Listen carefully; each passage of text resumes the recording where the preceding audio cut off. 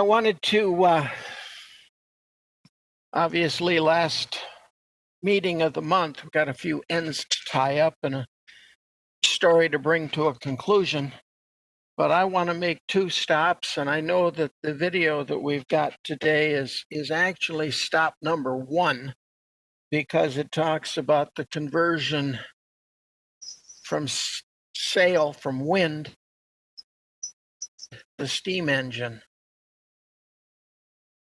I'm going to leave that for the video, but I'm going to do a huge jump and come all the way up to World War I, World War II, and deal a little bit. It's such a huge topic, but I want to deal a little bit about World War II, a little bit about the Falkland Islands, and then a little bit about today, if you will, January 1st of 2021. So we'll get going. I'm looking at this. Most of you, all of you, your mics are muted. So if you want to talk to me or something, you're going to either have to unmute your mics or wave or do something to get my attention, and then we'll see if we can unmute your microphones. Okay? So given that,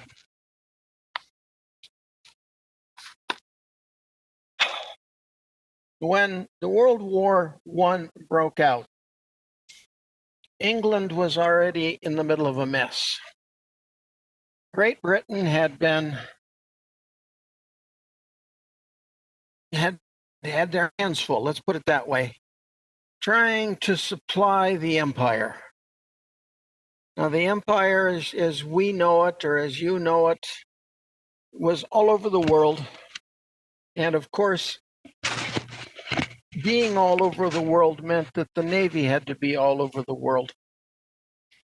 They tried very diligently, but to have a Navy stationed in each of the colonies was necessary. Was not because of the people in the colonies, but because of the others. Remember Drake and what the Spanish attitude toward Drake, or we could jump even further forward and we could say, remember the Sudan and the Sudanese pirates that would take motorboats out and capture whole oil tankers. Piracy is not dead and gone. Piracy is very real, and the taking or the interference, if you will, is a very, very real problem for the United Kingdom to deal with.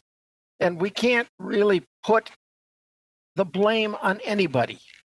I can't say that there were these pirates or those pirates any more than we could say, well, we just can't.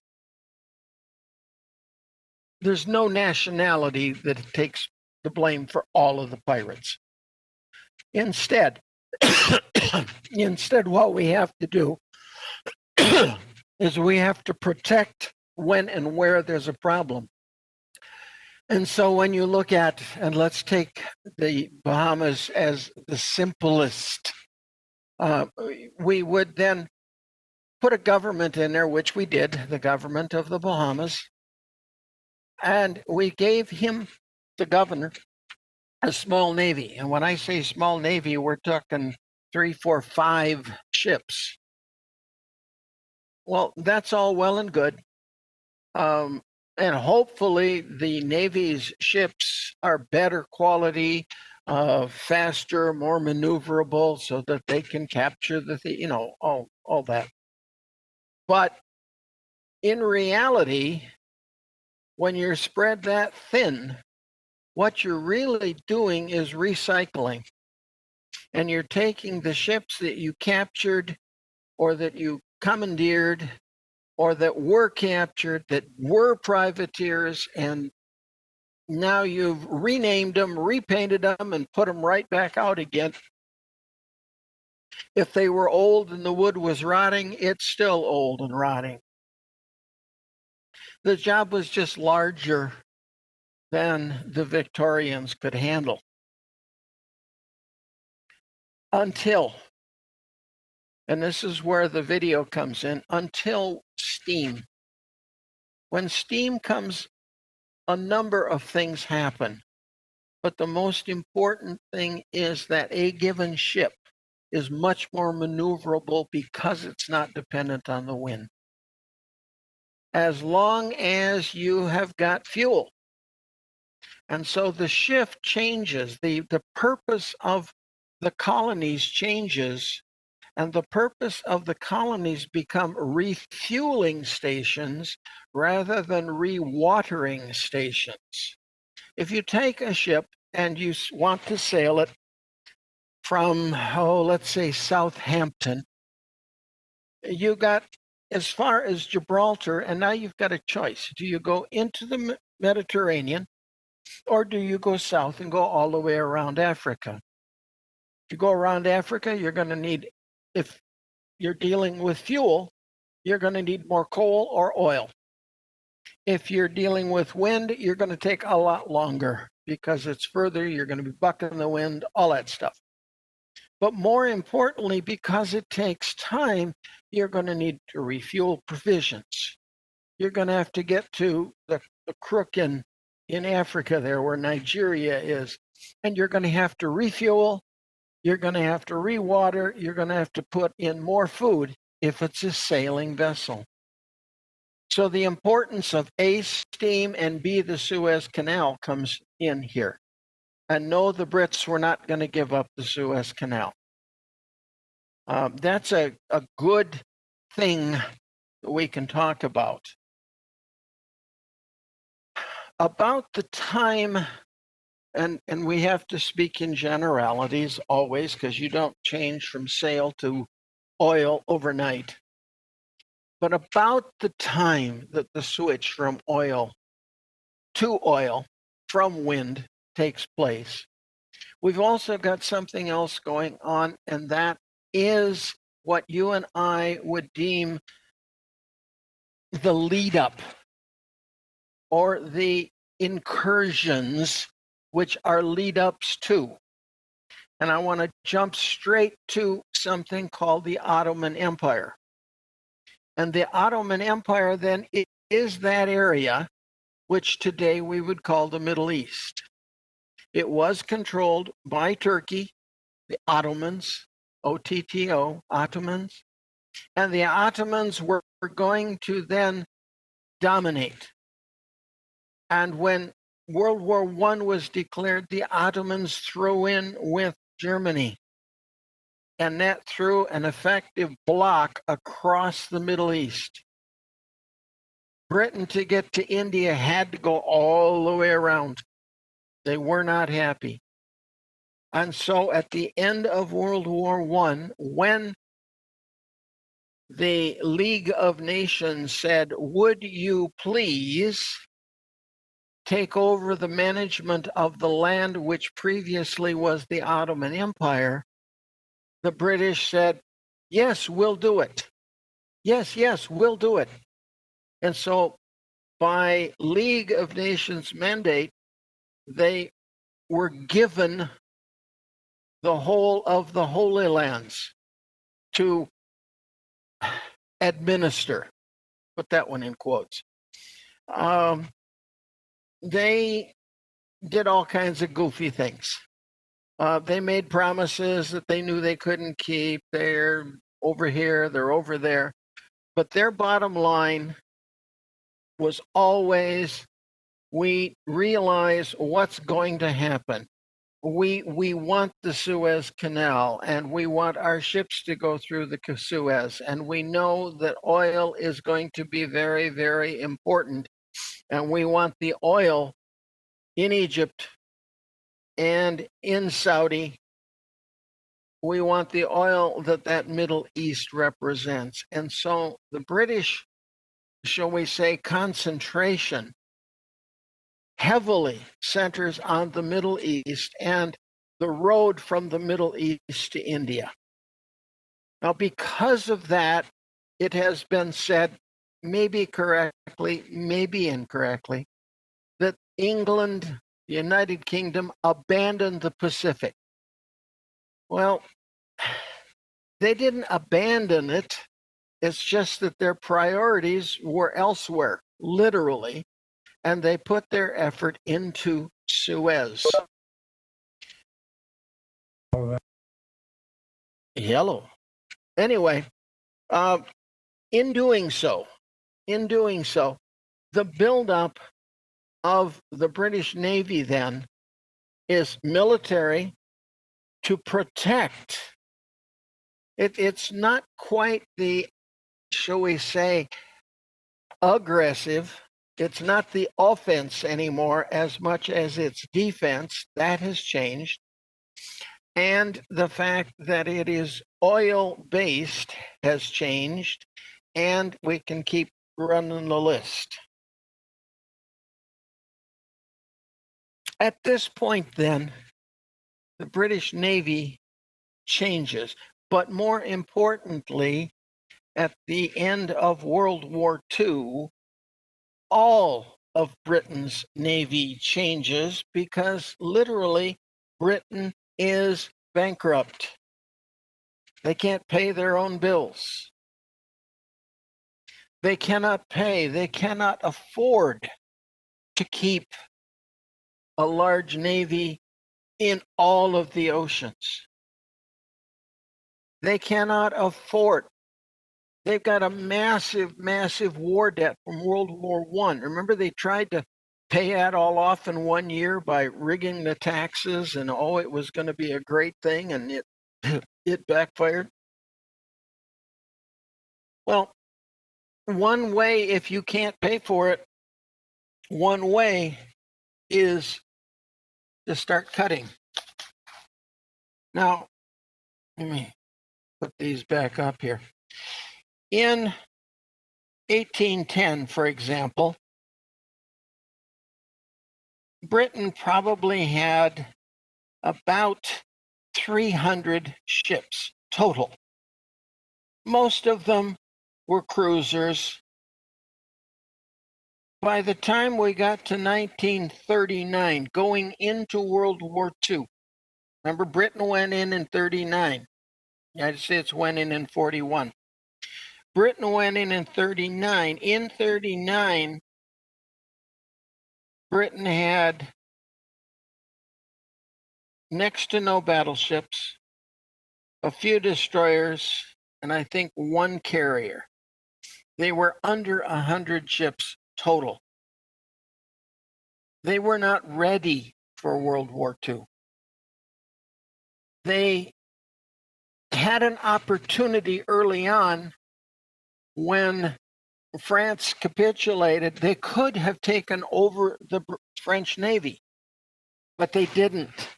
Instead, they sunk the French Navy. This has been a bone of contention for many years. The argument that is used is A, they couldn't support it. They didn't have the infrastructure. They didn't have the sailors. They didn't have the ports. They didn't have the slips in the ports. And they didn't have the finances to fix whatever was wrong with those French ships. The French had mothballed them for a while.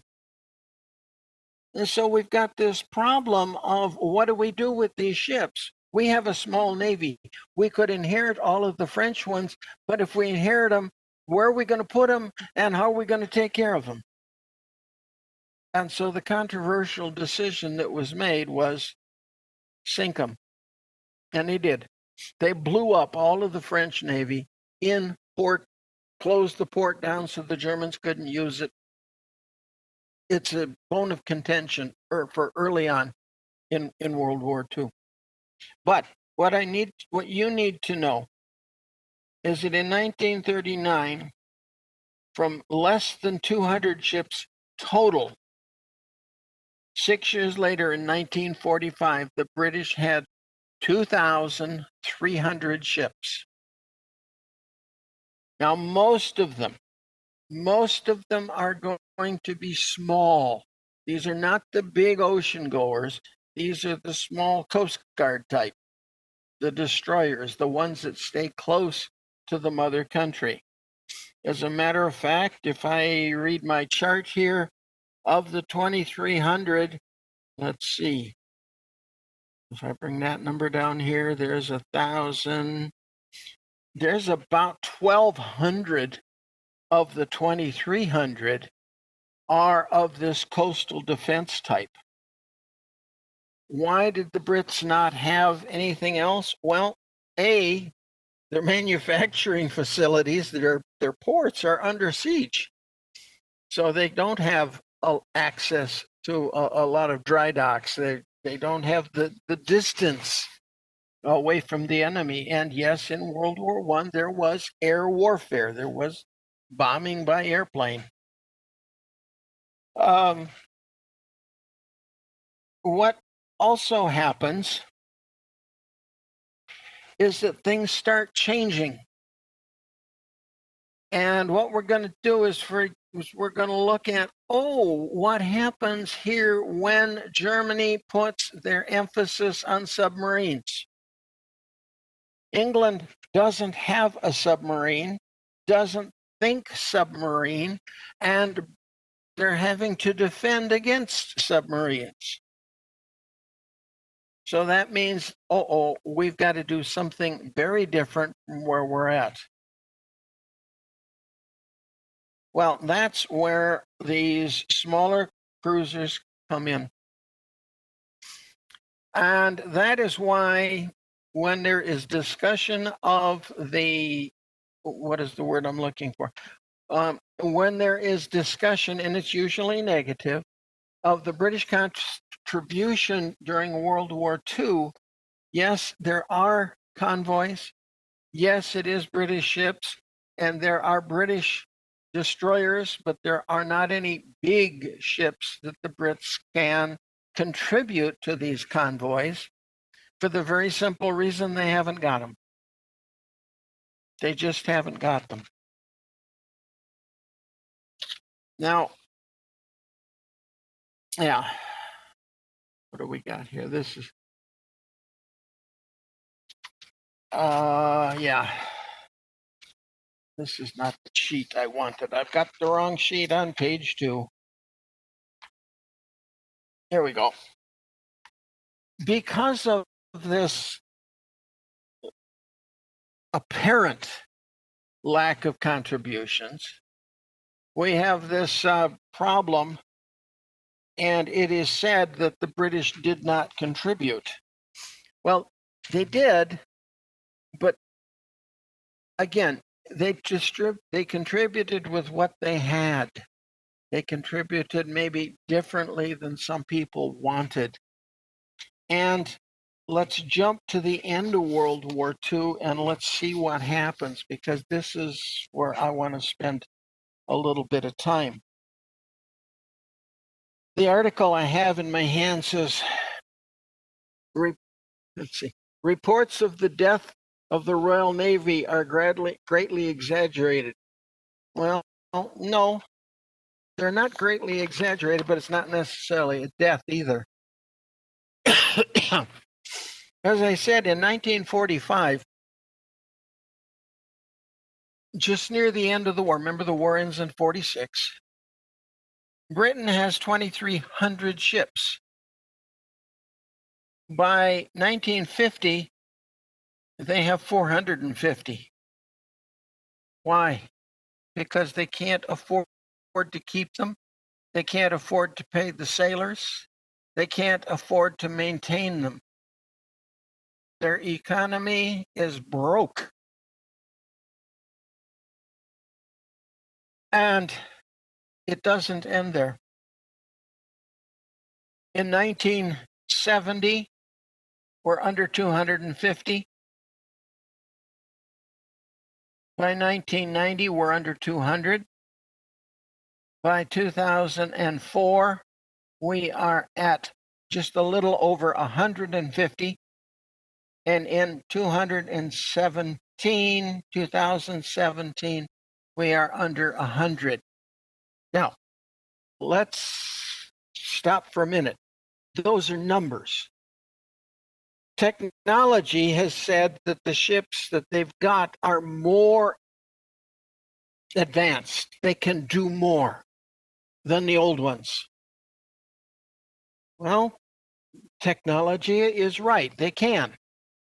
But when you don't have as many, you can't cover as many places worldwide. And that's where the problems have been coming for them.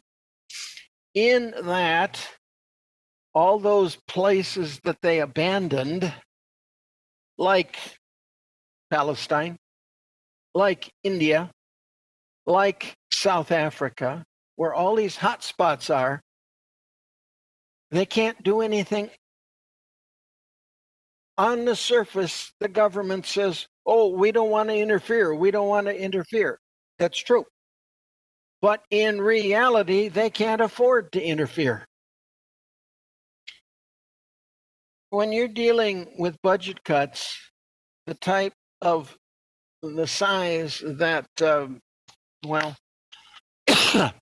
they've been having with Tony Blair and Margaret Thatcher and some of the other political leaders who are in favor of a reduced military, a reduced Navy, then the budgets get cut. The budgets get cut. You don't have the sailors, you don't have the ships, you don't have the oil to put in the ships. And it does appear that the death of the Royal Navy is imminent. If you take the Royal Navy and base it on numbers, yeah, it's dying. If you base it on technology, it may not be. But because the numbers aren't there, visually to the world, it doesn't look like. And what has happened is when stories are written, article next here, it says, when you don't have the ships, you can't cover the bases. When you can't cover the bases, you have to depend on other people, and you start endorsing groups like NATO and CETO and a few of the others where it's a group effort.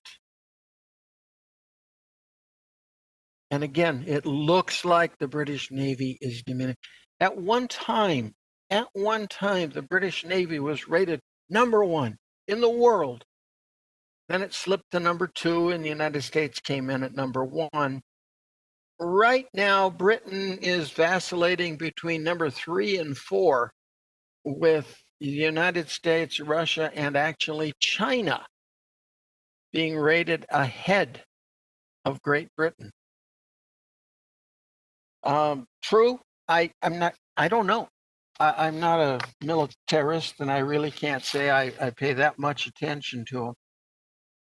But when it comes to issues right now, Britain has got a problem, especially in the Middle East.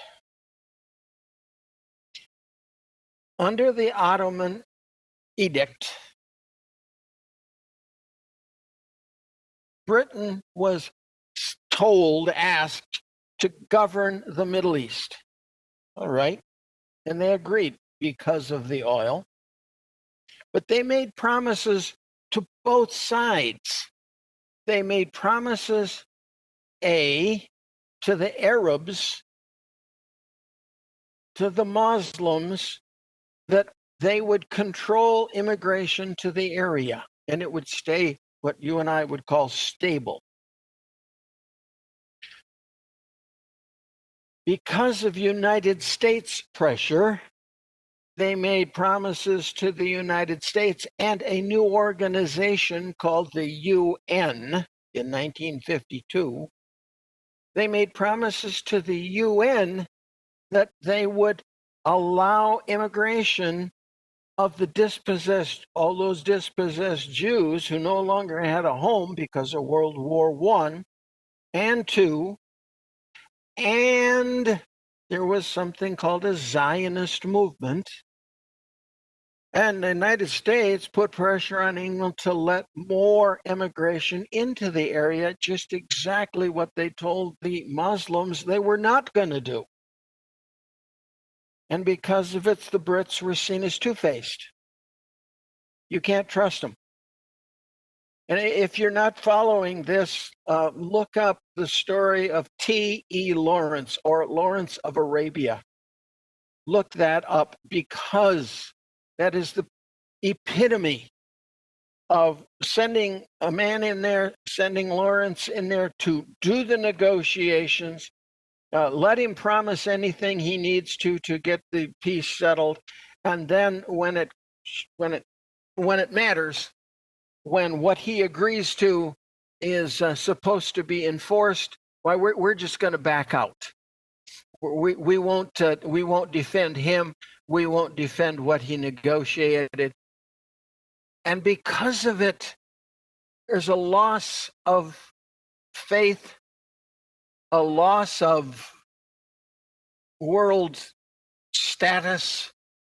It just became a losing situation. Well, now, given that, are you going to receive much help? No. And so we have this situation of England, Britain, wants to stay in Palestine. They want to stay in the Middle East because of the oil, but they can't get any help. The Arabs are against them. The Zionists are against them. Both of them are rioting. Both of them are going against the Brits, and they're saying, get out, get out, get out. And the Brits and the British Navy, and remember what the thrust after World War I, the thrust of the British Navy is the Middle East. When they're driven out of there, when the British Navy is driven out of the Middle East, we've got a problem because there's no need. And the people who are looking to cut the budgets start cutting. And they say, well, we don't need this many ships. We don't need this. We don't need this. We don't need this military. We don't need this. And they're right. They didn't need them. They didn't underscore the word need. This is the beginning of a spiral. Not a good spiral. I don't know that any of them are. But it ends with a small conflict.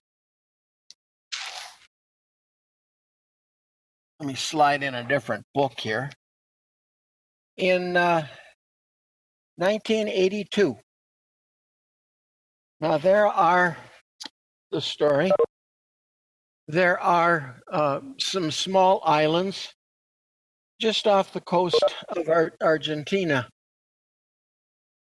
And for the longest time, again, because of the coaling and because of the refueling stations, these islands have been claimed as British possessions.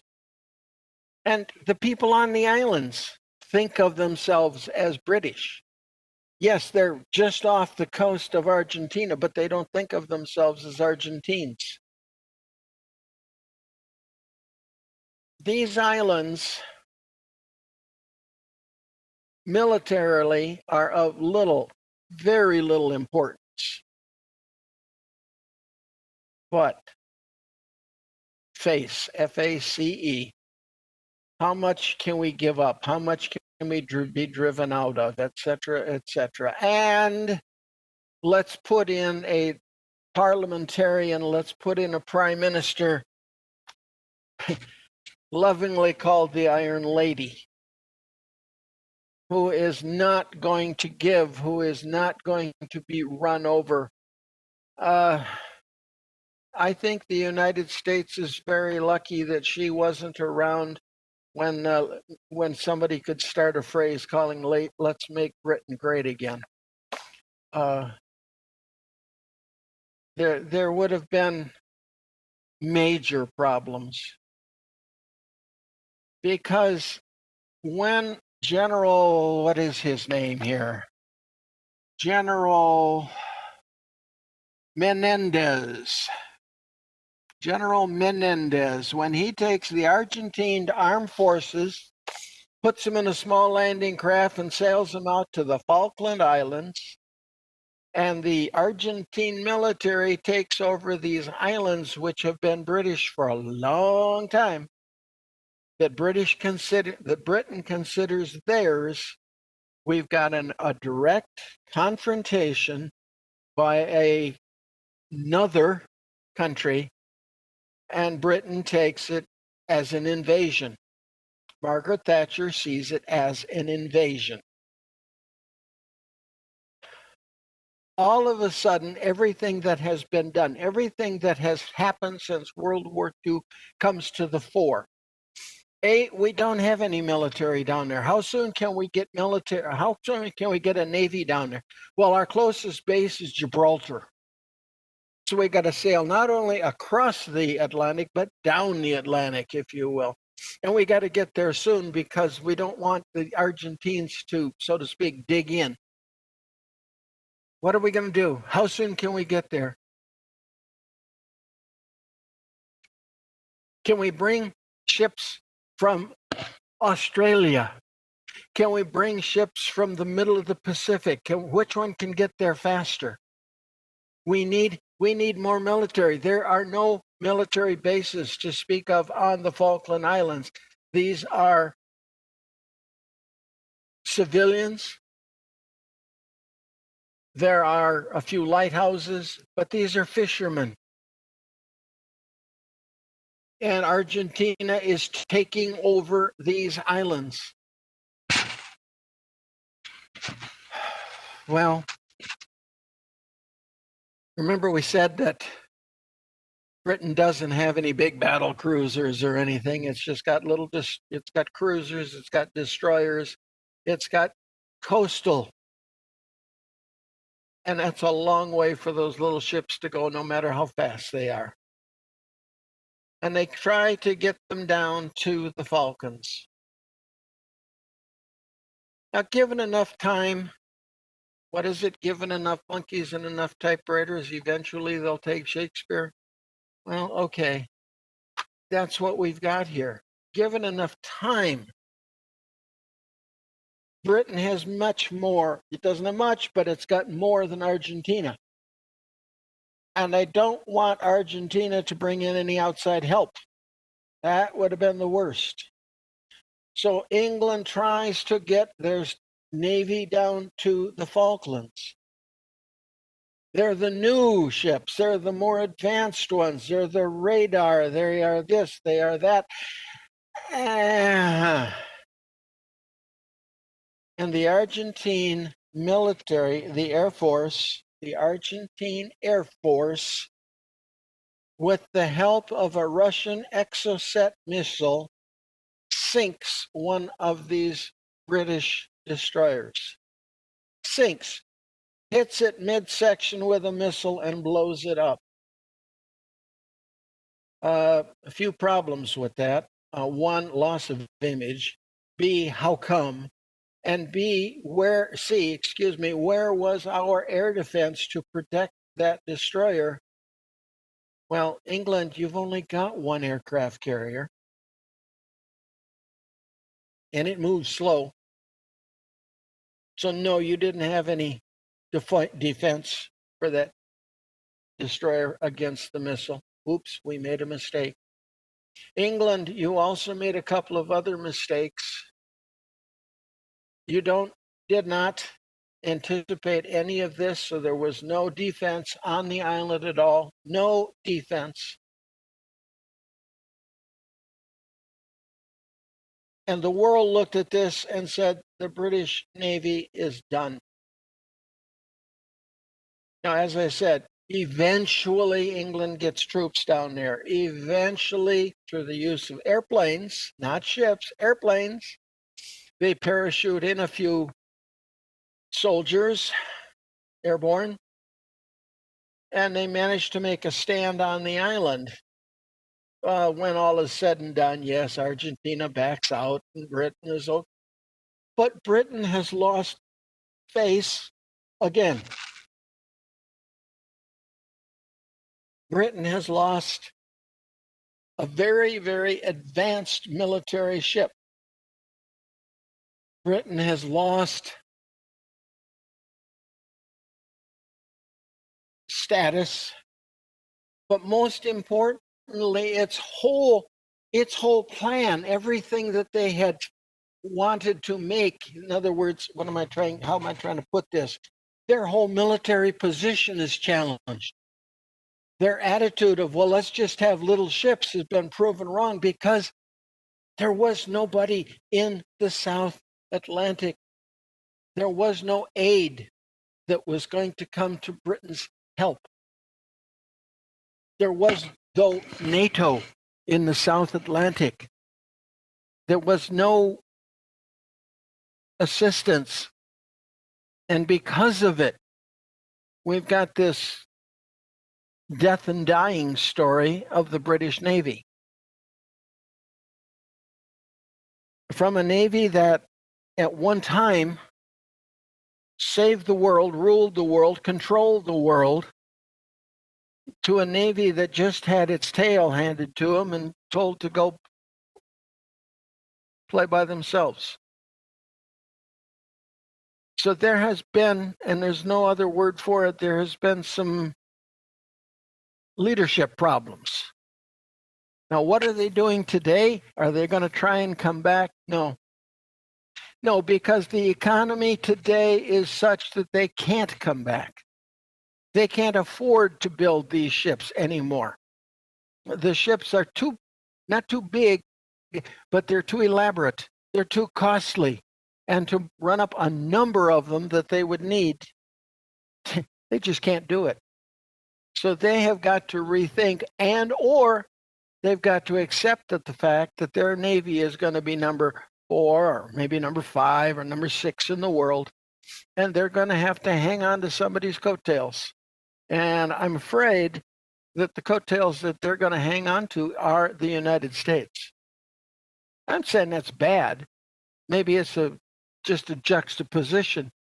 As long as everybody's aware of it, and as long as the British don't get all bent out of shape over it.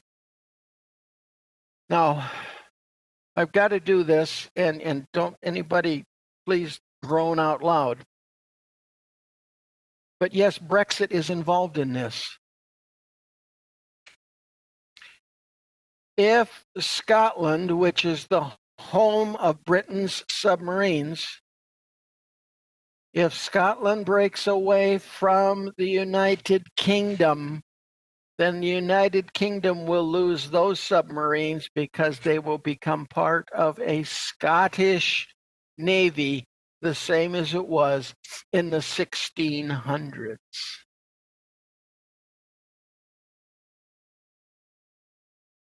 Really, all Britain has got right now, if we oversimplify, yeah, there are a few coastal, what we would call Coast Guard, and there are some submarines, nuclear, with missiles. But you take those away from the United Kingdom, and the United Kingdom doesn't have anything on its own. Now, that's an oversimplification of the status, but it just shows poor planning, and it shows an inability to think the situation through. This is part of, you've heard me preach and rail against Boris enough times. Boris is out of the Margaret Thatcher ship school that says we have too many, we're spending too much. Well, you're spending too much on the surface, but you're not protecting your future. What should the United States learn from this? Well, let's look at it to the bone. The British Navy doesn't have any fighter jets. It mothballed the last Harrier in 2010. It has 89 ships. The United States Navy has about 400 ships. The British fleet has declined steady defense budget cuts from 4.1% of the gross domestic product in 88 to 2.6 in 2010. Reductions in 2010 cut another 8% in real terms. Part of the defense review in 2015, London vowed to stop the cutbacks on the fleet, but it's too late. On paper, Royal Navy's 89 ships include 1 helicopter carrier, 6 amphibious assault ships, 6 destroyers, 13 frigates, 7 attack submarines, 4 ballistic missile submarines. Everything else is a minesweeper or a survey ship. Now, survey ships are the ones that they loan to Jacques Cousteau and his crew and all the rest of them. Other support vessels, many no larger than the U.S. Coast Guard's patrol ships. Only 6 destroyers, 13 frigates, and 7 submarines can be considered frontline vessels with adequate sensors, weapons, and protection to fight and survive in a battle with a sophisticated foe. The other ships require escort through dangerous waters. We've got to stop for a minute. What was it that hampered the German Navy the most? They couldn't get out of the North Sea. The British plugged the end of the North Sea. When they tried to get the Bismarck out, it was caught, it was seen, it was bombarded, and it was sunk. So maybe our look ahead here, maybe our I don't know what the word is I want, but maybe their long-term objectives are not the objectives that agree with us. Maybe we just don't agree. I'm going to stop for a minute. Jonah, are you back there? I don't know what happened, but my camera disappeared. I've got everybody else's picture, but I don't know if they can see me. I cannot see you. I can still hear you. Let me come out there and check. Give me 1 second. All right. Hang on just a minute, people.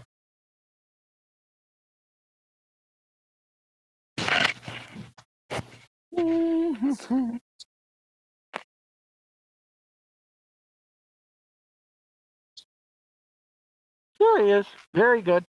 Oh, these darn kids, I tell you. They have magic fingers. Okay.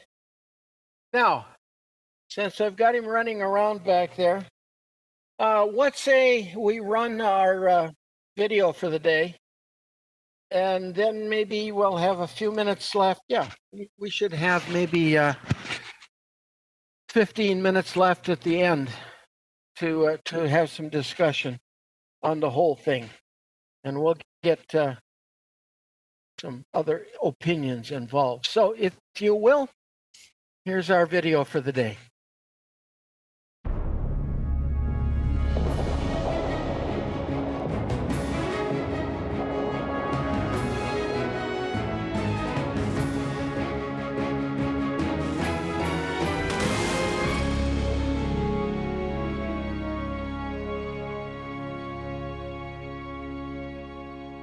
With few exceptions, the 19th century will be a time of unchallenged mastery for the Royal Navy.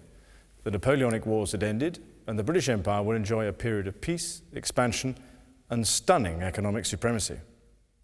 Technological innovations will yield numerous breakthroughs in shipbuilding. challenging the future of the Royal Navy's great wooden walls. Prince Albert is reputed to have asked the Admiralty, "What have we got to meet this new engine of war?" when England's old nemesis France introduced an ironclad ship and sent shockwaves across the Channel. The Royal Navy's response will eventually arrive in the form of the largest, fastest and most powerful battleship the world has ever seen. October 1805. Aboard his flagship HMS Victory, Admiral Horatio Nelson leads the Royal Navy in a desperate battle against Napoleon's fleet off the Cape of Trafalgar. Within hours, Nelson's victory is complete. 19 of the enemy's 33 vessels are either destroyed or captured. Though the land wars with Napoleon's army will go on, Trafalgar is the most stunning triumph in the history of the Royal Navy. Other skirmishes would challenge Great Britain's command of the seas. To the English, the War of 1812 with the United States was but a sidebar to the continuing conflict in Europe. The victories of American frigates like the Constitution over British warships, though wildly celebrated in the United States, to a global naval power like Great Britain, they were considered minor setbacks. The fact of the matter was that the ships sent out to the America station were largely underarmed. The American frigates were cut-down line of battleships, much more powerfully armed, bigger crews, and of course had familiarity of their own local station. It was very difficult to get their lordships to take seriously the America station. It didn't affect vital English interests, which of course were focused on the continent. By 1814, the war with the United States was over. And less than a year later, the Napoleonic Wars had finally ended. 1815 found England with a huge empire. It dominated the sea lanes geographically. Wherever you looked, South Africa, North America, South America and the Falklands, the Mediterranean, Aden and the Far East. None of these places lacked a British maritime presence. But at the same time, the line of battleships reduced. The concentration was on cruising ships, lighter ships, able to look after themselves, but able to enforce a presence around the world. But the decades-long struggle with France left Great Britain nearly bankrupt. To save money, most of the Royal Navy's great ships of the line were returned to port. And within a few years, the number of its personnel were reduced by over 80%. Seamen were put out of work in droves, officers laid off on half pay, and many young men who'd expected glittering careers and the riches of prize money and all the rest of it were to be sadly disappointed. From the sociological point of view, for Britain, it became an era of enormous political and social change. With a growing economy fueled by increased production of domestic goods, England's exports rose rapidly. This in turn led to profound changes in her shipping industry and the role of the Royal Navy. Overseas trade obviously went in ships, and those ships were protected by the Navy. The merchant fleet made the money and provided the seamen, which made the Navy possible. The Navy provided the protection, which made the merchant fleet possible. It was a symbiotic relationship, and the whole of national prosperity was therefore bound up with the sea. All of this began during the 19th century's Industrial Revolution in England, which saw enormous technical advances that would transform the world, and with it, the world's ships. The development of shipping in this period is extremely interesting. It is the crucial turning point between, as it were, the traditional age of sail and the world of modern technology and rapid technological and scientific advance. Of all the developments during the mid-19th century, the most revolutionary was steam power. Even with the introduction of the new steam technology, most people were suspicious of the fact that the thing might run out of coal, it might have mechanical breakdown, so therefore people were very reluctant to ditch the masts and spars. And indeed, a warship didn't appear until the 1830s. And even then, it was a paddle warship. And the Navy was very, very suspicious of this because they thought that one well-timed, well-aimed shot that hit the paddles would completely take out the propulsion system of that ship. Though the Royal Navy was slow to commit to the new technology, it was even slower to invest in it. The Royal Navy was very good at spotting new ideas coming through, and it was also quite ruthless in making sure that the private sector carried out all the fundamental design and development work. With the screw propeller in the 1840s, they managed to make the private sector carry all the development cost, almost all of the trials expenses, and make the thing from a very good idea into a sound, practical proposition ready to be used before the Navy then stepped in and began to spend money. One of those from the private sector was a brilliant and ambitious young engineer from Portsmouth. Isambard Kingdom Brunel was the greatest engineer of the 19th century, and he had a hand in almost every great engineering project of the age. The Admiralty hired him to oversee the technical introduction of the screw propeller in the early 1840s, and Brunel was pleased to do this, not because he was a patriot, but because he had a big iron screw-propelled merchant vessel of his own which he was building. In 1843, Brunel built the Great Britain, the first large vessel driven by a screw propeller. But that wasn't the only innovation displayed in this remarkable ship. All sorts of developments were taking place in shipping. The introduction of the iron hull with Brunel's Great Britain. There were developments in armaments, the flat trajectory, breech loading, shell firing gun. The concept that this iron material could provide you with armor plate began to interest people. Still, these innovations were only slowly considered by a naval command which was reluctant to alter the great wooden warships that had served Britain so well for centuries. But across the Channel, the French launched an ominous-looking iron-plated man-of-war driven by a screw propeller. Her name expressed the French Navy's hope for future glory. La Gloire. The political situation between Britain and France had drifted back to its customary rivalry by this period, and the announcement that the French Navy possessed an ironclad warship caused great alarm in London. This formidable vessel was 256 feet long, displaced over 5,600 tons, and was capable of reaching a top speed of 13 knots. With her naval dominance now seriously threatened, the Royal Navy was forced to come up with a response to the new French supership. If they failed, England's wooden walls could be fighting their last battle.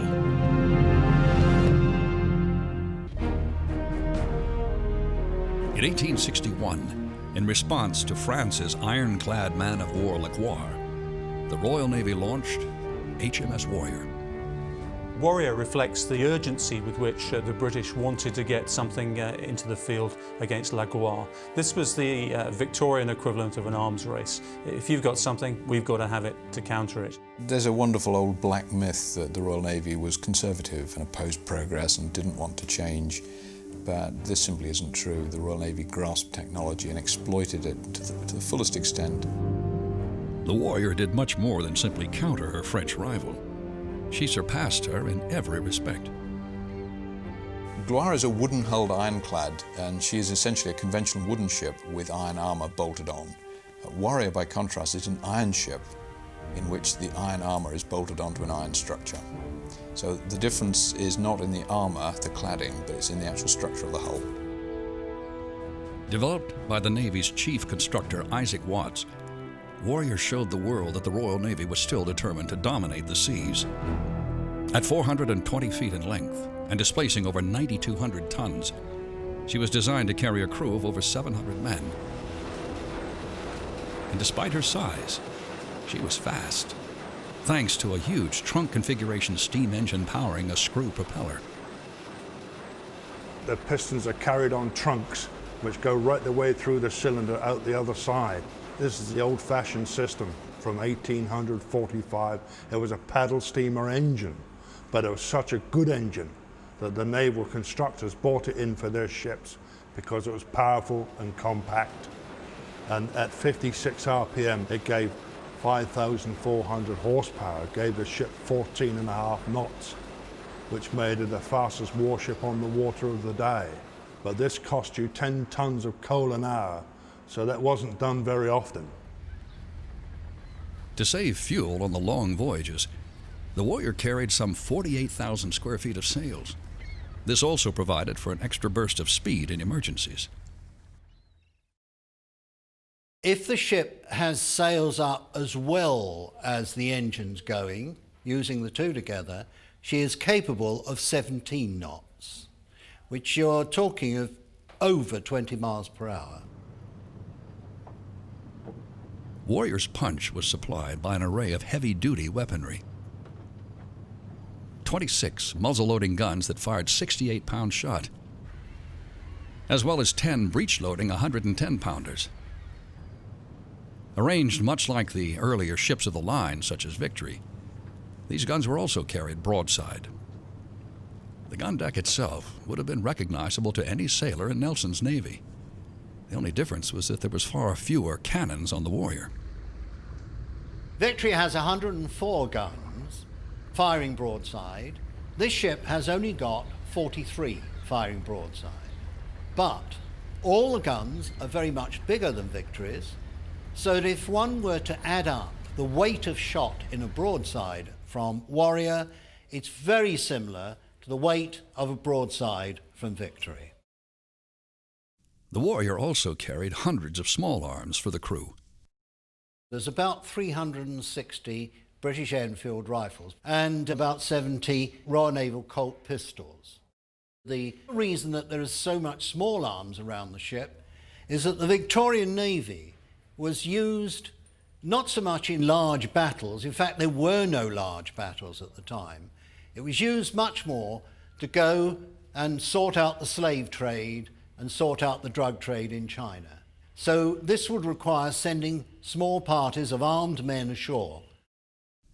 But perhaps the most revolutionary feature of this extraordinary ship was the Warrior's armored box or citadel, designed to protect her vital armament and machinery. The citadel I'm standing in at the moment, it's the center 200 feet of the ship, and it's where most of the guns are. The side of the ship in the citadel area is made up of 4.5 inches of wrought iron plate on the outside, capable of keeping out any shot that could be fired at it by the guns of the time of 1860. Behind the iron armour is 18 inches of teak arranged in 2 layers with grains in opposite direction. All this, the teak and the outer armour, is bolted to 7/8 of an inch plate, which is then riveted onto the frame.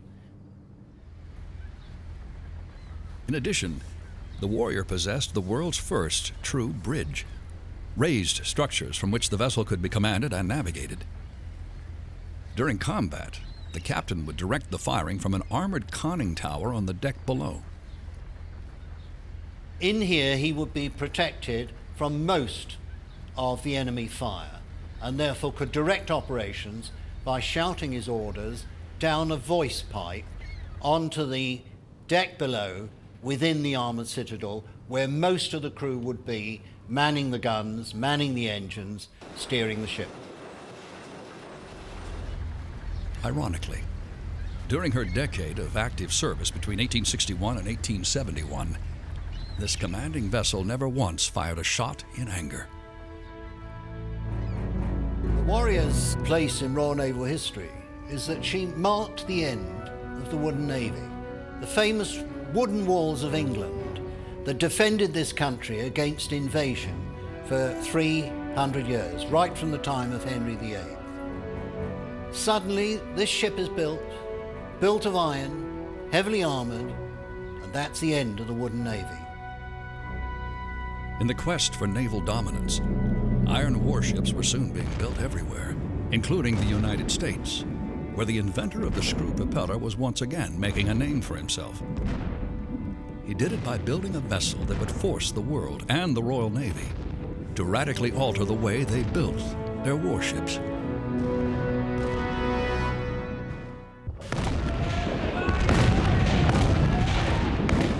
March 18th, 1862. During America's Civil War, 2 ironclad warships, the Monitor and the Confederate ship Virginia, pound each other for hours off Hampton Roads, Virginia. Although the battle is inconclusive, it demonstrates to the world the important advantages of one of the Monitor's revolutionary features, the revolving turret. Designed by screw propeller innovator John Erickson, The turret enables a 360-degree field of fire for its two 11-inch guns. Soon, naval architects began to realize that ponderous vessels like the Warrior, limited to firing only broadsides, will be simply obsolete. Broadside ironclads were replaced by centre battery ironclads with heavier guns in smaller numbers in the middle of the ship with much heavier protection, which were then supplemented by turret ironclads with guns and rotating turrets. In 1866, the Royal Navy commissioned its first turret ship, HMS Captain, which still relied on auxiliary sails. But in the next 2 decades, naval technology and gunnery advanced by leaps and bounds. The leader of the gunnery revolution in the Royal Navy was Admiral Sir Percy Scott, whose innovations included a system of centralized fire control, whereby all of a ship's guns were aimed and fired from a single director center aloft in a ship's mainmast. Previously, all guns were fired independently.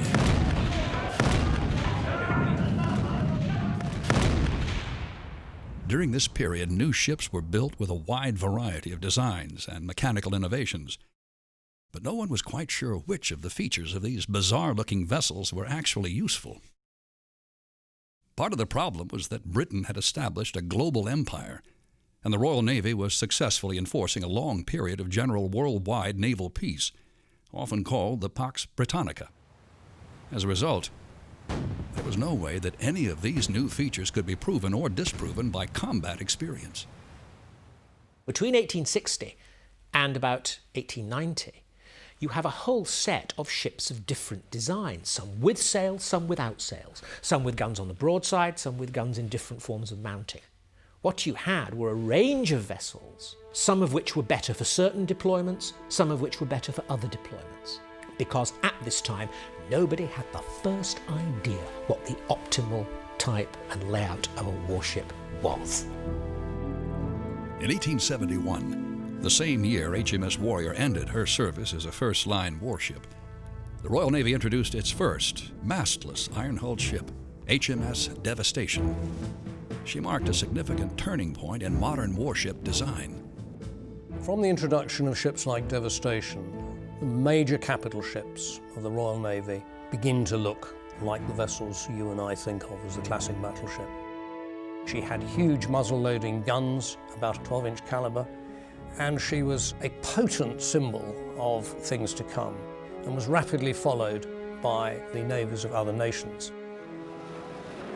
In addition to focusing on improving a warship's armor and firepower, naval engineers began trying to refine the steam engine to advance its reliability.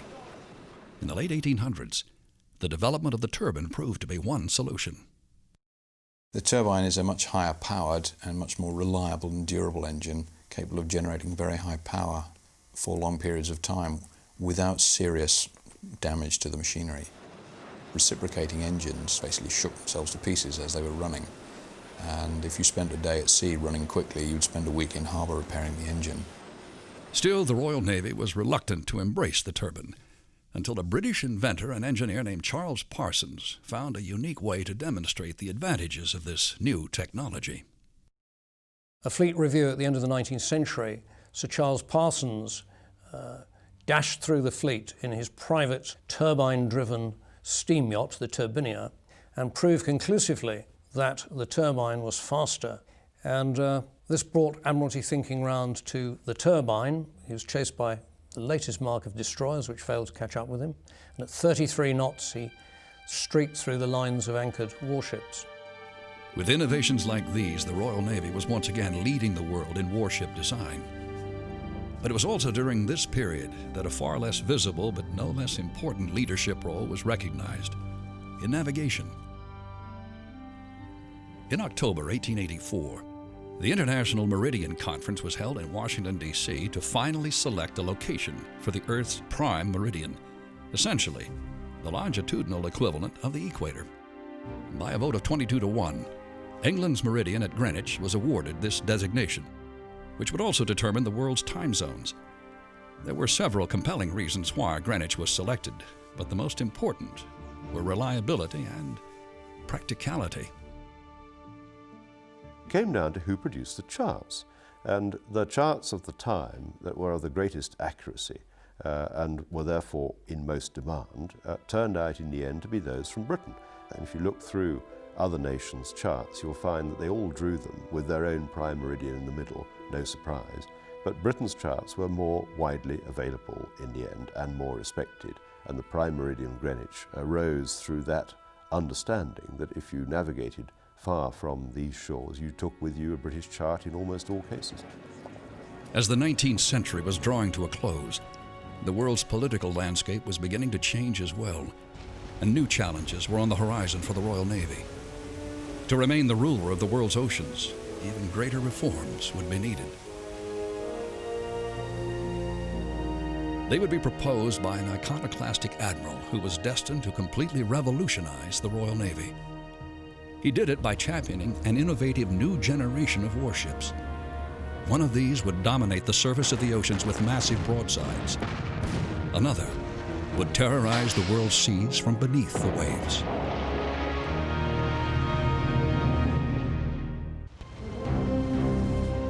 In the latter part of the 19th century, there was growing uneasiness in the British Admiralty. Many of their battleships, while serviceable, were becoming outdated. In addition, other potential rivals were beginning to catch up with Great Britain economically and were lavishing huge amounts on expanding their militaries, including their navies. Britain's industrial advantage and technical superiority was rapidly being overhauled by other countries, notably France, Germany, and the United States. And certainly it was clear to people that commercial and financial superiority was no substitute for industrial and technological muscle. For these reasons, the Naval Defense Act of 1889 was passed. The legislation called for a two-power standard, essentially meaning that the Royal Navy should be larger than the world's next two largest navies combined. Yet nothing would have a greater impact on the Royal Navy in the coming years than an ambitious and headstrong seaman who was then rising through its top command. This man was John Arbuthnot Fisher, better known as Jackie Fisher. He had joined the Navy as a 12-year-old midshipman, but he lacked the social connections which often ensured advancement through its ranks. Nonetheless, Fisher's talent and drive were relentless, and by 1894, Admiral Fisher was knighted, and 10 years later named First Sea Lord, the Royal Navy's highest military post. He had once embarked on a complete overhaul of a system that had been, in his mind, stagnant for far too long. I think the reason why we can admire Jackie Fisher in the modern Navy is here is a man who stood against the tide of opinion at the time and managed to impose his will on a whole generation and make sure that the Royal Navy was ready to face the challenges of World War I. By the time Fisher became First Sea Lord, Germany had passed several naval bills of its own to expand its fleet. Among its new vessels was an ominous yet relatively untested weapon of war. The weapon of the weaker power, as it was known, the submarine, posed a direct threat to what we call command of the seas. That's the ability to go where you want. The nation with the most to lose by the successful development of the submarine was in fact Great Britain. She relied on absolute free trade and the protection of those routes all across the world to reach her empire and her Commonwealth. While early submarines had been used with minimum success during the American Revolutionary War and the Civil War, they'd been primitive at best. However, the viability of the submarine as a warship improved greatly through the talents of an Irish-American inventor, John Philip Holland. In 1901, the Royal Navy bought 5 Holland-class submarines. One of these vessels, the H-1, is now housed in the Royal Navy Submarine Museum at Gosport in historic Portsmouth. Each of the craft was approximately 64 feet in length and displaced over 100 tons. They were capable of cruising 500 miles and attaining speeds of 8 knots surfaced and 5 knots submerged. It wasn't long before Jackie Fisher saw the potential for the new vessels. Now Fisher, when he was Commander-in-Chief of the Mediterranean, which was probably the most powerful of all the seagoing fleets, in 1904 wrote a letter to the then First Sea Lord, and said, "It's astounding to me, perfectly astounding, how the very best amongst us fail to realise the impending revolution that the submarine is going to bring to naval warfare and naval strategy." While championing the submarine, Sir Jackie was also adamant that Great Britain prepare for any potential challenge to its surface fleet. The culmination of his ideas arrived in the form of another cutting-edge British warship. Launched on February 10, 1906 at Portsmouth, HMS Dreadnought was Great Britain's attempt to ensure its naval supremacy at a single stroke. Dreadnought was the world's largest and fastest battleship, capable of reaching speeds of 21 knots. But its most obvious advantage over all earlier battleships was its armament. Previous battleships had had a maximum of 2 turrets bearing 2 guns each. HMS Dreadnought had 10 guns in 5 turrets and totally revolutionised naval warfare. Her massive turrets weighed 500 tons apiece, and her guns could unleash a broadside of 850-pound shells over 10 miles.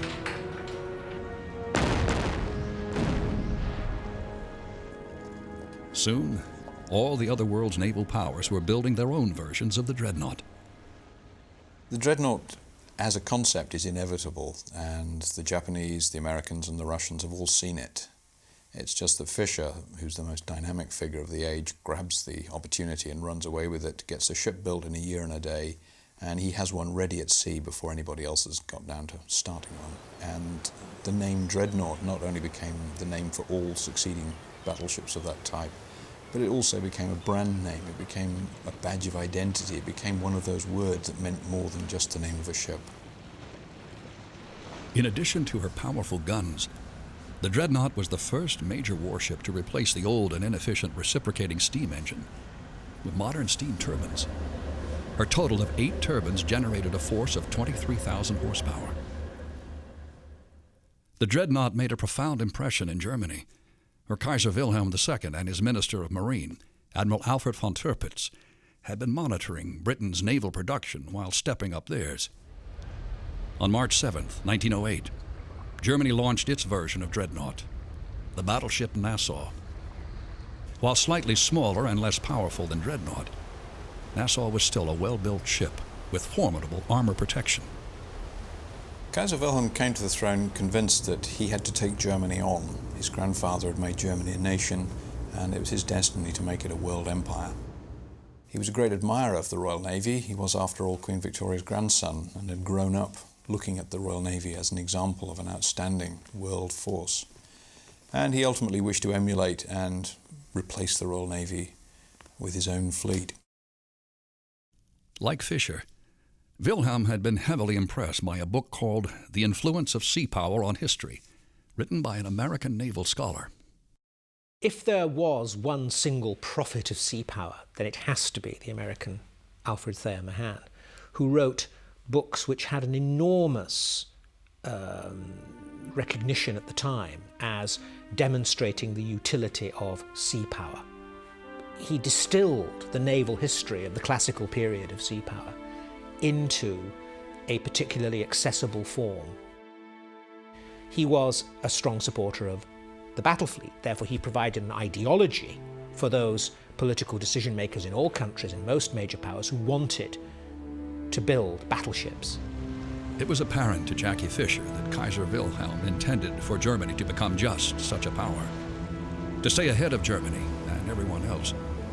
Fisher saw to it that England built improved versions of the Dreadnought. He also initiated a new class of fighting vessel, the battle cruiser.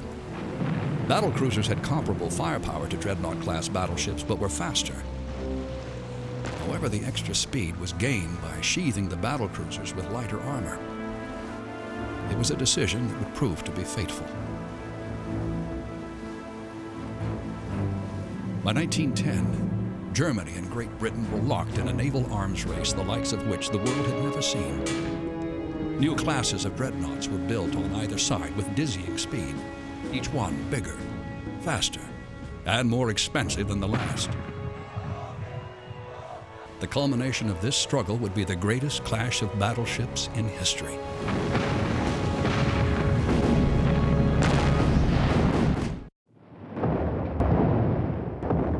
By 1916, World War I had been raging across Europe for nearly 2 years. Yet even though the empires of Great Britain and Germany had established their place at the head of the warring alliances, the two nations had yet to square off at sea. Under its commander, Admiral Sir John Jellicoe, the British Grand Fleet had instituted a strangling naval blockade of Germany. And with few exceptions, Admiral Reinhard Scheer's German high seas fleet had remained in port. For the first 2 years of the First World War, Jellicoe in command of the British Grand Fleet and Scheer in command of the German High Seas Fleet had tried to sort out how they were going to deal with each other in a major fleet action. There have been a number of isolated incidents where pockets of both fleets had found each other and there had been a sort of skirmish and ships had been lost. And the Germans had been generally worsted in most of the actions. While British and German naval leaders waited for their chance to prove themselves in a major battle, the other new naval weapon, the submarine, was demonstrating its potential as an instrument of war. The only really powerful tool the Germans had available to them was their submarine service. Now, they started the war imagining that their submarines would be used to soften up the British Grand Fleet, and elements of their high seas fleet would then be able to pick off, bit by bit, the British. Then, of course, they began to look at the concept of guerre de course. Guerre de course means attacking your enemy's merchant ships. The German U-boat campaign against British merchant ships was an immediate and devastating success, threatening to sever the maritime lifeline upon which the island nation of Great Britain had always depended for its very survival.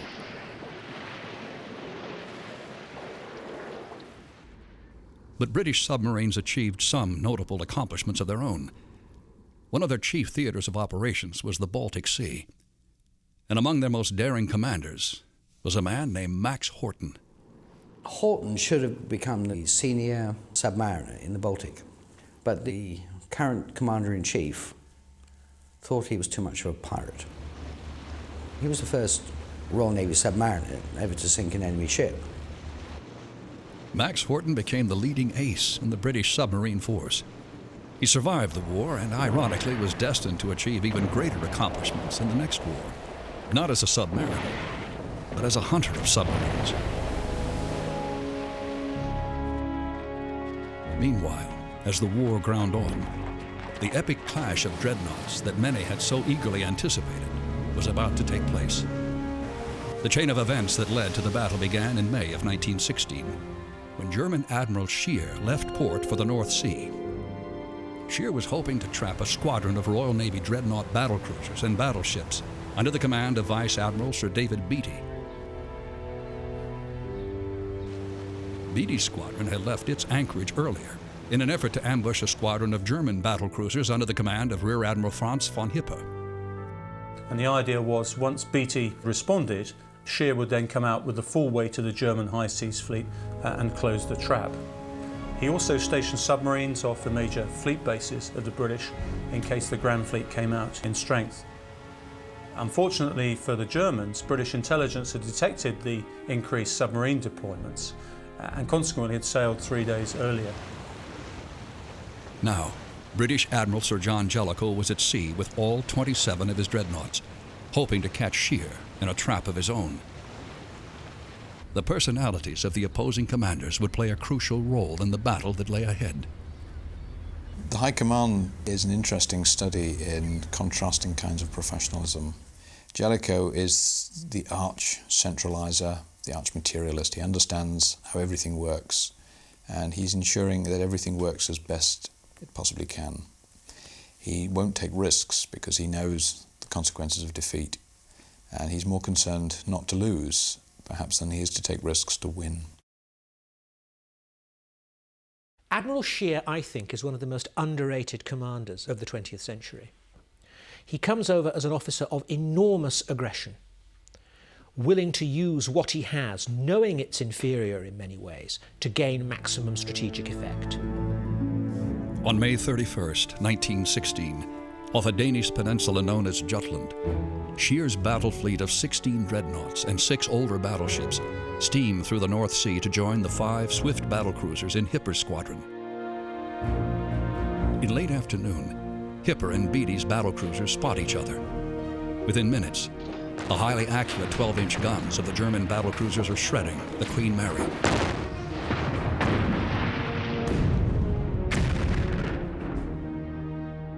Suddenly, over 1,000 men are lost when Beatty's Indefatigable's magazines explode. We now know that his battlecruisers blew up at Jutland, not because they were badly armoured, but because their ammunition was being handled badly. Soon, Beatty receives a message informing him that Shear's main fleet has been sighted. Knowing that Jellicoe's dreadnoughts are now only a few miles away, Beatty turns his battered squadron away from the enemy. When Beatty made contact with the German fleet and Beatty turned away and was pursued by Hipper's battlecruisers, the cavalry came up in the form of Shear's battleships, only to find that Jellicoe's grand fleet was waiting for them. Jellicoe, of course, knew he could lose or win the war in an afternoon, because had he lost the grand fleet, Britain would have been effectively out of the war. But Jellicoe is still determined to win a smashing victory over the Germans and orders his fleet to deploy in a column directly ahead and perpendicular to Shear. By crossing the enemy's T, he will bring all of his dreadnoughts' broadsides to bear on the column of German battleships. 6:30 p.m. With Shear's fleet now in range, Jellicoe gives the order to fire.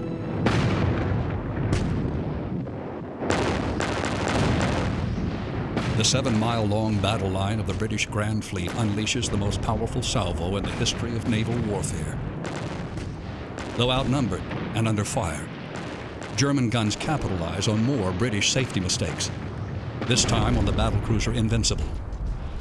What they were doing was putting a large number of cordite charges in the barbette, that's the lower part of the turret, and the turret itself, in anticipation of having to fire a lot of rounds. Now, this was contrary to all the safety regulations at the time, whereby you would bring one cartridge, one shell at a time through the flash doors, and it was designed to prevent explosions in the turret.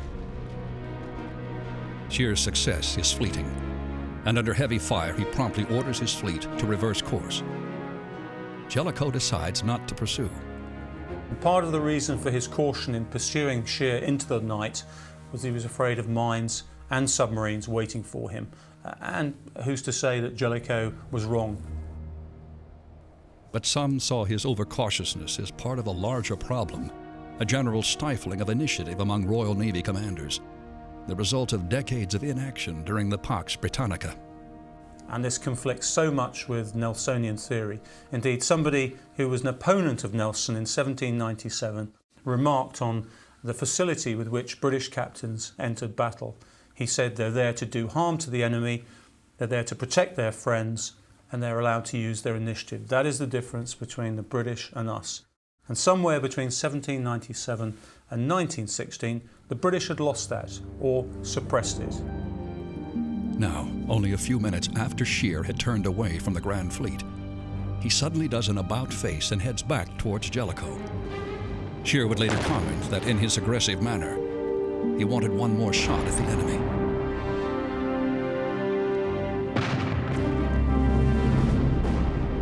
Again, the British dreadnoughts rained fire on the Germans. Quickly seeing that his situation is hopeless, Shear flashes a signal to his 4 remaining battlecruisers to charge the enemy. This death ride buys Shear time to maneuver his flotilla to fire one last torpedo attack before escaping into the deepening twilight.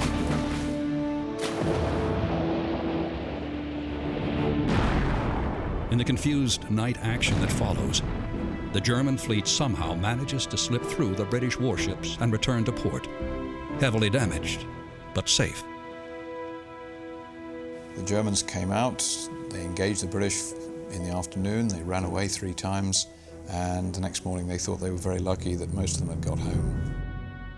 Though Jellicoe was heavily criticized at the time and afterwards for not destroying the high seas fleet, the Germans never sought another major battle for the remainder of the war. The British won the Battle of Jutland comprehensively, but critical to all of that in the aftermath of Jutland is the German decision for unrestricted submarine warfare. a decision which brings America into the war and ensures that in the long term, the Western Allies must win.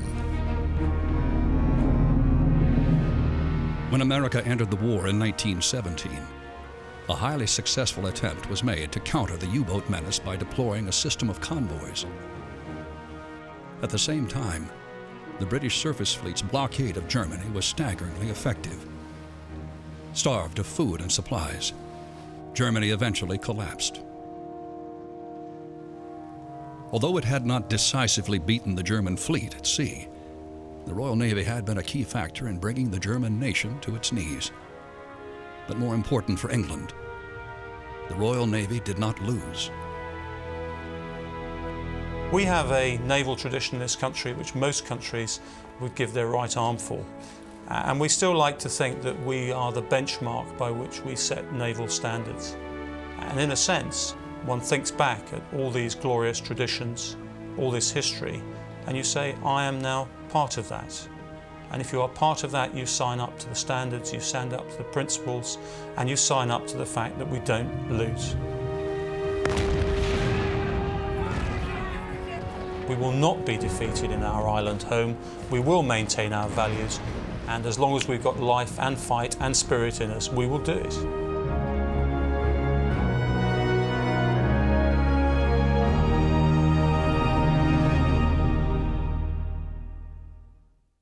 While the impetus for the Royal Navy's expansion in 1858 was largely because of a perceived threat from France, its ultimate showdown would come more than half a century later in World War I. But by the 1930s, in the aftermath of this titanic struggle, the Royal Navy would be gravely handicapped and facing unprecedented challenges to defend its nation and its reputation again in another world war.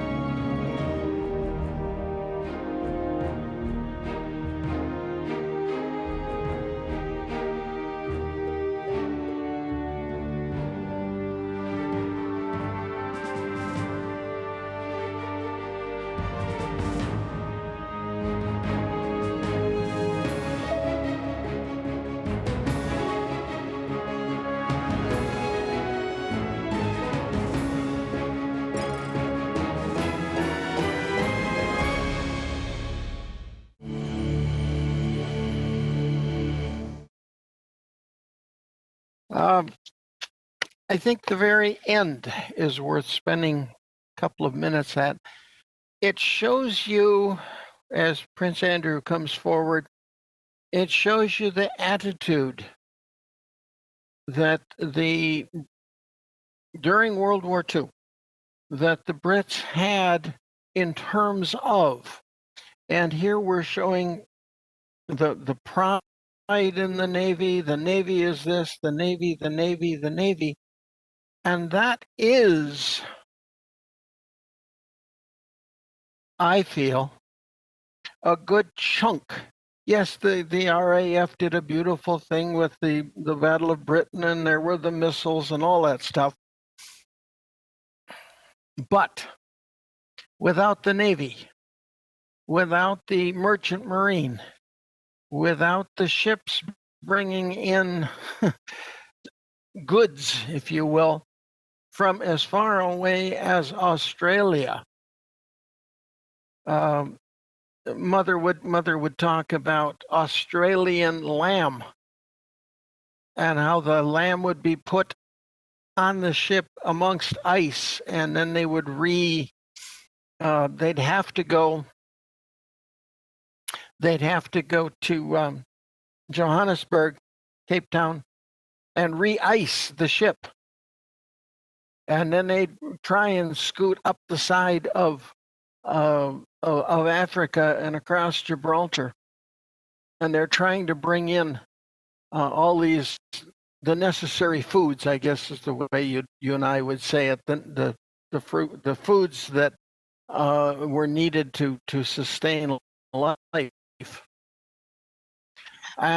And so we've got we've got all of this support, all this need, all this dependency dumped onto one branch of the service, and that is the Navy, and the Navy/Merchant Marine.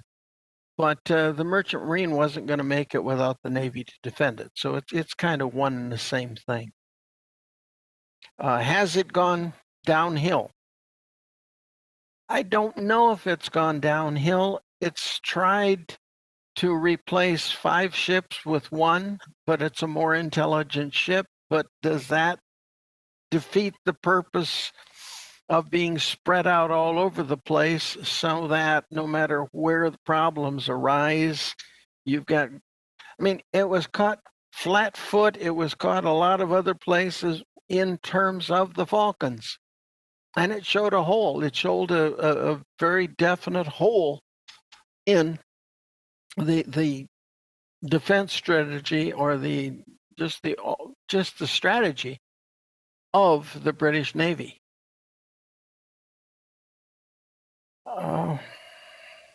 Has it gone downhill? Is it in demise?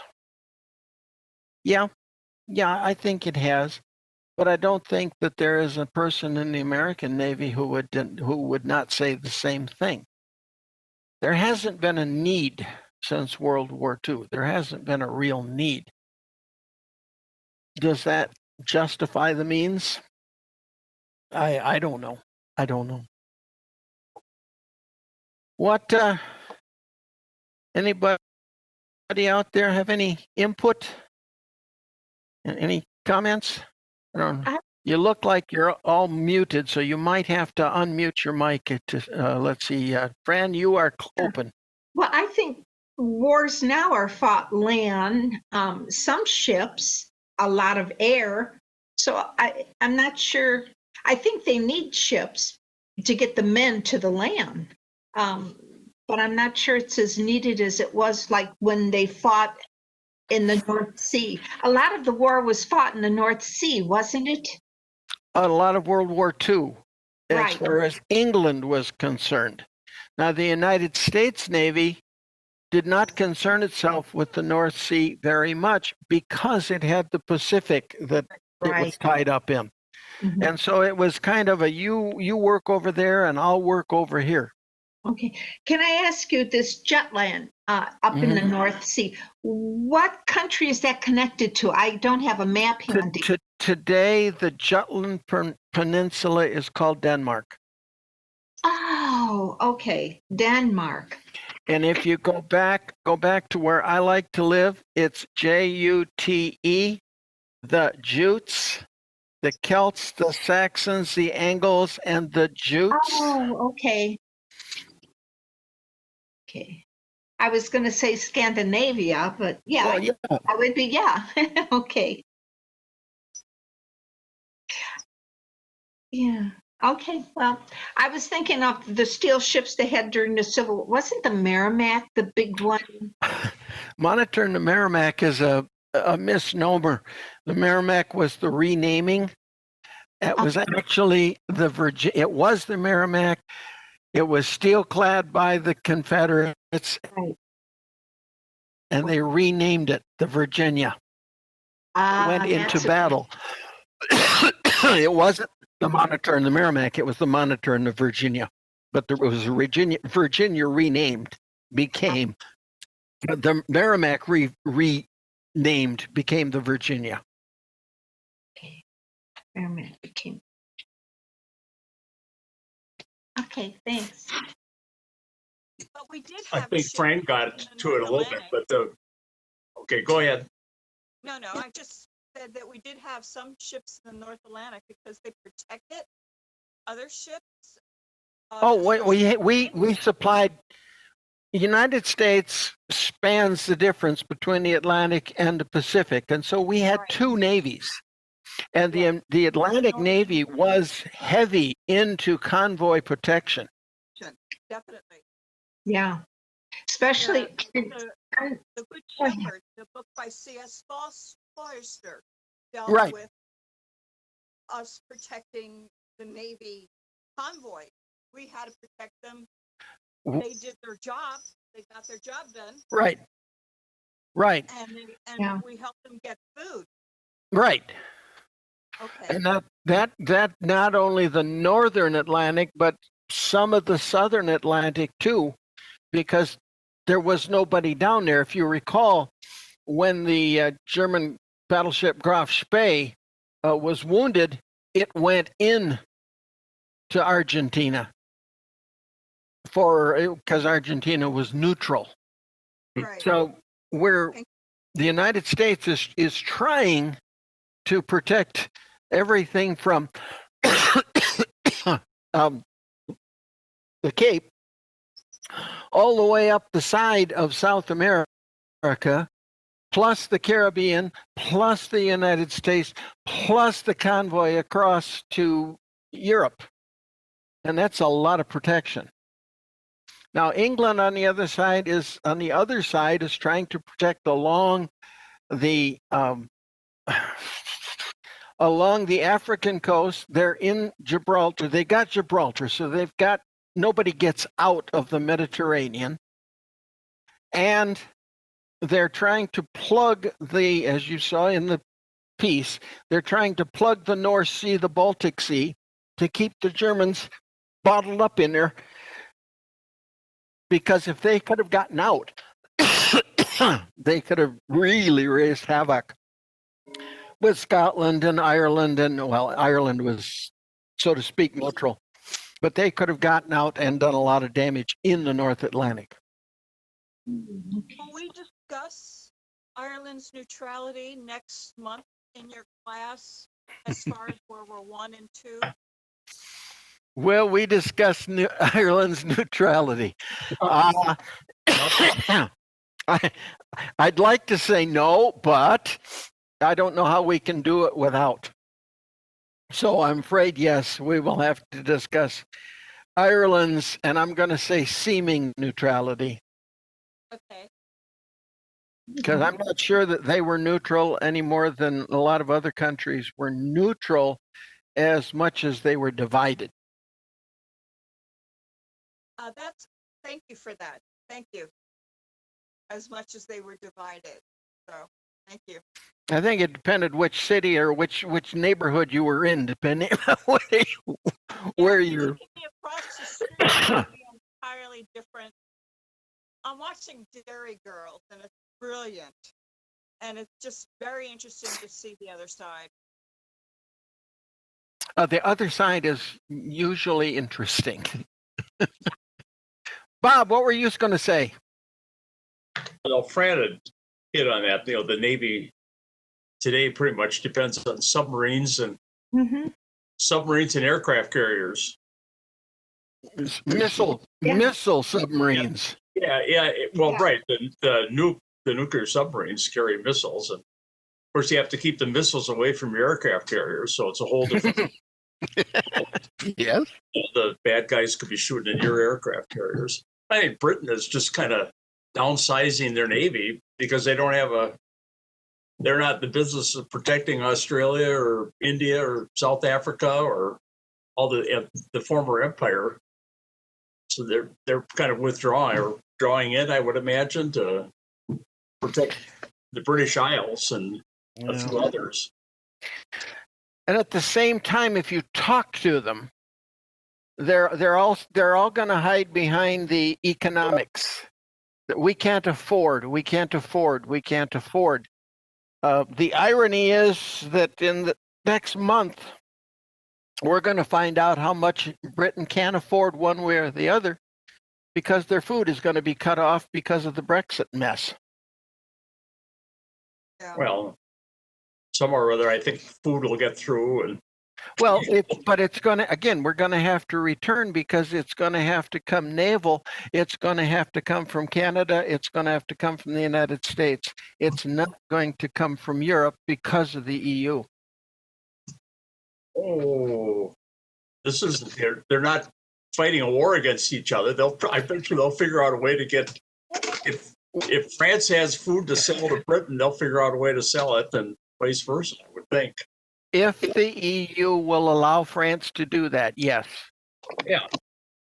well, it's in both of their best interests. You know, if France has something Britain wants, and they can pay for it.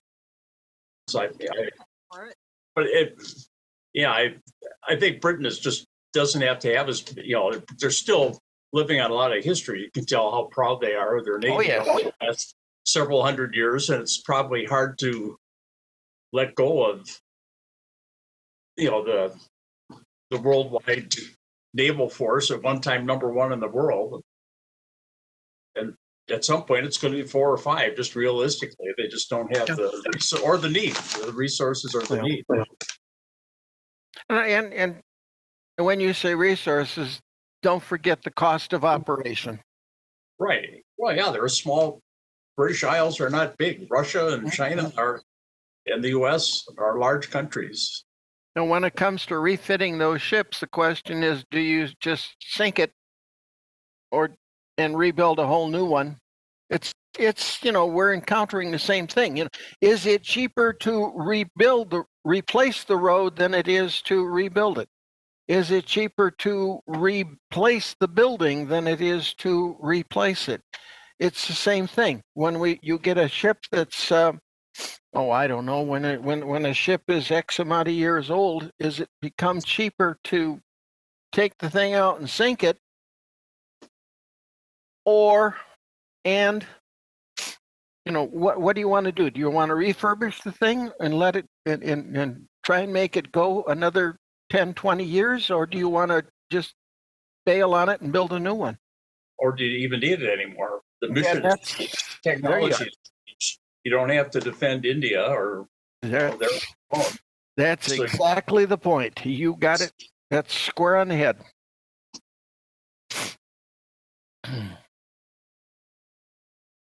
So, anyone else? No? Terry, I was going to say, I've been catching up on my season 4 of The Crown, and they did cover the ones in there. Do you think it's factual, or do you think it might be a historical novel? Only a little bit of that going on. I think there are tidbits, but if you read the reviews afterwards, there's correction. Oh yeah. So, well, and yeah, the whole thing is that, and I don't know, Fran, maybe you remember from when I started this. I started it by saying that the losers never write the textbooks. Right. And so you're never going to get the opposite. You're never going to get the other side. That's true. The Confederates did win. Yeah, right. That's what my husband has always said. Well, I don't believe it, but in Mississippi. Okay. I got the point. All right. Yeah. Is there anything else for anybody? Well, what about for next? All right. Well, or Kaylee maybe, or Kaylee is on with us, and Juna is on. Juna is our techie. He's running the movies and all that. But we'll see what Kaylee, if she's out there. Kaylee, are you still with us? She took a break. A nap. There she is. No, she took a nap. Only in the closet. Come out of the closet, Kaylee. Come out of the closet. Okay. My assumption is we'll keep this format until the governor says otherwise. Yeah, so I was talking to a couple of you before this started. Mike had a meeting at 1 o'clock just to clarify everything. From our understanding, we can't resume until at least January 11th due to the households, the number of households that can meet indoors. So we'll have to postpone until at least the 11th, I believe. And the January one is supposed to start on the 7th. The 7th, yeah.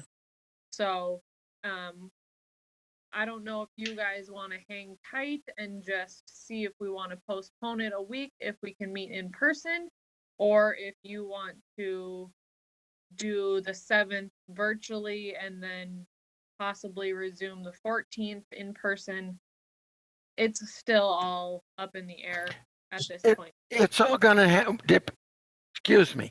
It's all going to depend on the numbers from Christmas and New Year's. Am I correct? Yeah, I mean, it's up to the governor. Unfortunately, it's not up to me. Just send an email out and let us know. You guys are thinking about it anyway. Yeah, oh, absolutely. And nothing's been decided. I guess that was what I was wondering. Is there, a way forward? Well, not yet. It's TBD. Yeah. Do you guys prefer online or in person, or are you fine with either, or what's your preference? I think the host likes to get feedback immediately from the audience, but I'm comfortable either way. Yeah. I am too. Online is preferable in my mind, but Zoom is fine too. I kind of like the Zoom now that I know how to work it. I like this a lot. I like this a lot, but I think if they're going to be at least until the 11th, that we should for sure do the 7th this way and then see what happens, because he may extend it again. We don't know. Right. And so if we set it up in our minds, we set it up to continue what we're doing. Right. Then someday in the progression, there may well be an announcement, hey, we can go back to meeting in the ballroom at 20 feet apart or something. I love it, the ballroom. We'll dance in there. Okay. We'll dance around the tables. Yeah, so we'll send an email out to everyone just with the updates once everything's confirmed. Yeah, we'll keep you up to date. Okay. Sounds and on top of that, all of you have the absolute best holiday that you can, and stay safe. And Fran, you're too dear to me to read your obit, okay? Okay. Behave yourself. One more thing, Kaylee, or Terry, I'm not sure, but I never got a handout for today either. There isn't one for today, Nancy. Okay. There isn't Thank you. one. It's my standard question I ask at the end of every day. I got you. We got you. Stay safe, everyone, and we'll see you next year. Yeah. That sounds good. Wonderful. Oh, yeah. New Year. See you, everyone. Bye-bye. Bye. Bye-bye. Merry Christmas. And Happy New Year. Happy.